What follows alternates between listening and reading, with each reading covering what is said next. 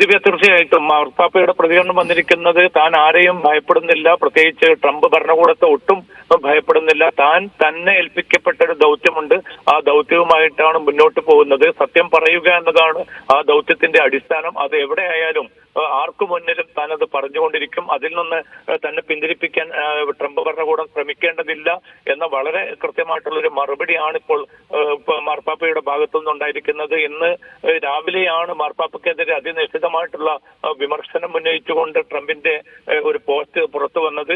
അതിൽ വ്യക്തമാക്കുന്നത് വത്തിക്കാനിലേക്ക് മാർപ്പാപ്പ ലിയോ തെരഞ്ഞെടുക്കപ്പെടുന്നത് പോലും താൻ ഒരു നിമിത്തമായതുകൊണ്ടാണ്.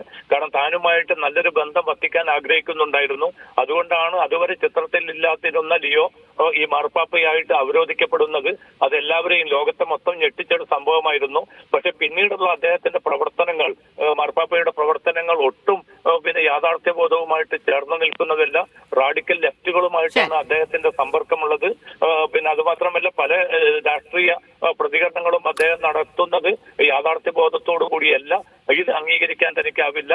രാഷ്ട്രീയം പറയേണ്ടതിന് പകരം മതവുമായി ബന്ധപ്പെട്ട കാര്യങ്ങൾ മാത്രം ലിയോ പറഞ്ഞാൽ മതി എന്ന ഒരു മുന്നറിയിപ്പ് കൂടിയാണ് ഈ ഒരു പരസ്യ പ്രതികരണത്തിലൂടെ ട്രംപ് നടത്തിയത്. അതിനുള്ള മറുപടിയിലാണ് താൻ സത്യം തന്നെ പറഞ്ഞുകൊണ്ടിരിക്കും, ട്രംപ് ഭരണകൂടത്തെ ഒട്ടും താൻ ഭയപ്പെടുന്നില്ല എന്നുകൂടി മാർപ്പാപ്പയുടെ പ്രതികരണവും വന്നിരിക്കുന്നത്.